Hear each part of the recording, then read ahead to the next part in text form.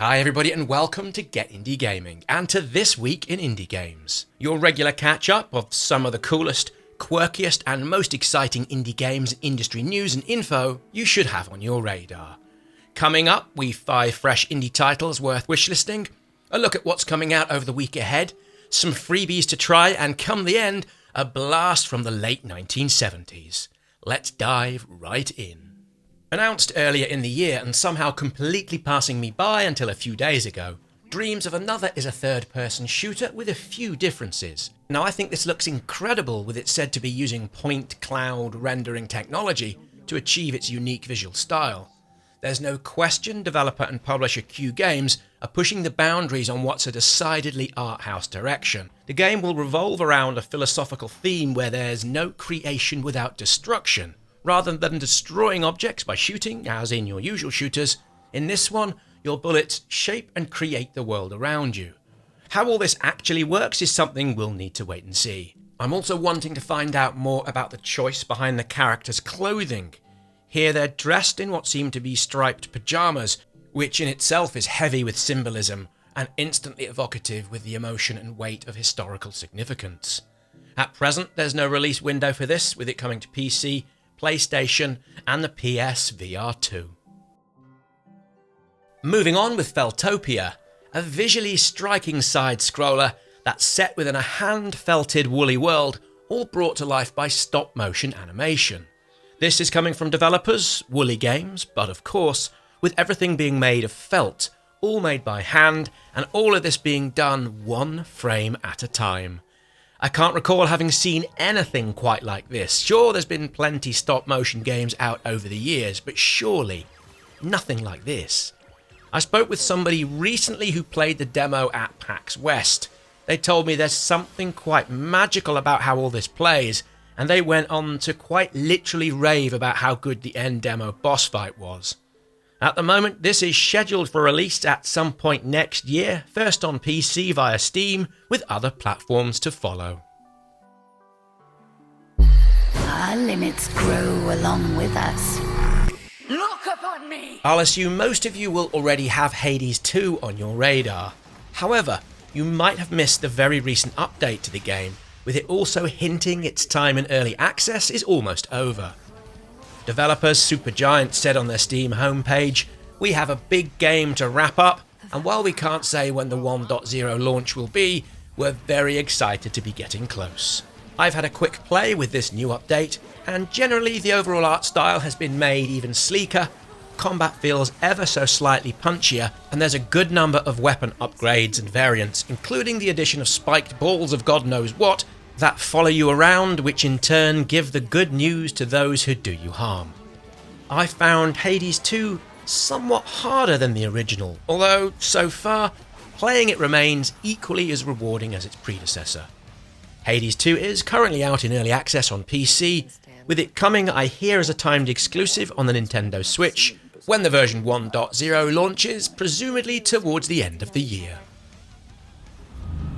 Everyone's got an ex-employer they wish they never worked for. Not everyone's ex-employer set them up to take a fall. Just so happens they framed the wrong witch. Something else announced well over a year ago, with it only landing in my lap, so to speak, earlier this week, Sleight of Hand is looking like a stylish new entry into the stealth action genre. Developers Riff Raff Games have described it as being something like if you took Metal Gear Solid, but replaced the guns and tools with playing cards. In this one, players will infiltrate a hard-boiled, rain-soaked city that's home to ritualistic magic and cursed artifacts in what's called a non-linear environment of interconnected streets and alleyways. You'll use the cards you find along the way to scout the lay of the land, blind enemies, and even teleport from place to place. Hands up, I'm not usually one who spends too long playing these type of games. They don't typically appeal, and yet I'll definitely be looking to take a look at this one when it pops out on PC and Xbox at some point in the future. The last game for you to put on your radar or to add to your wish list this week is Petal Runner. A game I wrote in my notes to include in my Summer Next Fest wrap-up video. There's a link to that on the screen now in some browsers and down in the video description, and then clean forgot about it. This one sees you play as Callie in what's a Game Boy Advance style slice of life RPG, with you joined in your adventure by a little fox who follows you around. I adore the pinkish vibes in this, with its open world filled with what seem to be charming characters, plenty of mini-games and side adventures to keep you busy.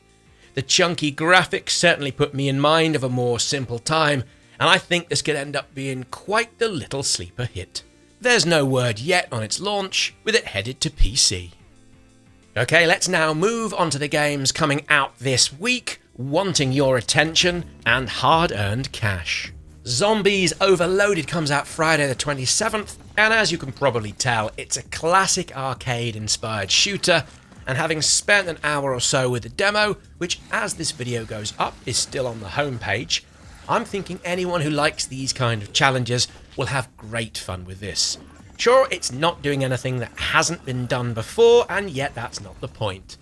This just feels like a pure, good old-fashioned bit of escapism with a touch of power fantasy, as you see off wave after wave of deadly zombies, with a big old boss coming at you once every 5 waves. I've yet to play this part of the game, but it does offer something a little bit different. There's a pacifism mode where you have no guns and no ammo, and it seems to be the case of seeing how long you're able to survive by simply dodging and staying out of the way for as long as possible. Again, Zombies Overloaded isn't trying to do anything too clever, but it seems mighty good fun with it headed to PC. Let's move things along with something a little bit more sedate. Expected out Monday, June 23rd, Tiny Aquarium will allow you to build the aquarium of your dreams right there on your desktop. It's one of those real-time idle games, which means the action keeps going while you're away. I dread to think of the carnage you might find, say if you go on vacation for a few weeks, only to come back and think, did anybody feed the fish? Either way, this looks like the kind of game I'll load up on my PC behind the TV in the living room and just let it do its thing as some kind of screensaver. The game will also give players the option to visit others' online aquariums too, just to see the kind of things others have been up to, but also to be able to swap and trade your fish to upgrade your own tank. There's also an addition of a fishing minigame to play alone or again with others, although I'm not too sure I'd want to catch something I'd spent so long looking after. Tiny Aquarium is coming to PC via Steam. Up next, in what's a playful-looking Paper Mario tribute, Ruffy and the Riverside is a platforming puzzle game where you're needing to use parts of your environment to shape and alter the world around you. For example, in one section you need to cross a stretch of water, although you can't swim, so what do? Well, in this case, you grab a little piece of ice and drop it into the water, which in turn turns all of the water into an ice pack, meaning you can get across. I spent a good half hour with the demo a little while back, and while none of these kind of environmental puzzles are overly taxing, perhaps it's aimed at younger audiences, Ruffy and the Riverside feels like it could be a fun little game to play over the course of the summer. This one's out on PC on June the 26th. And finally, my little section at the end of the weekly indie game catch-up that looks to shine a light on something quirky, fun, heartwarming, or just that little bit different. As reported this week in The Verge, modelist Pete Wood has built a Meccano. Is anyone else old enough to remember playing with that? If so, let me know down below. Version of the pioneering Atari arcade game Lunar Lander, which came out in 1979. Pete built the entirely mechanical game with no screens, only using Meccano parts to pull everything together, with dials and levers used to control the craft.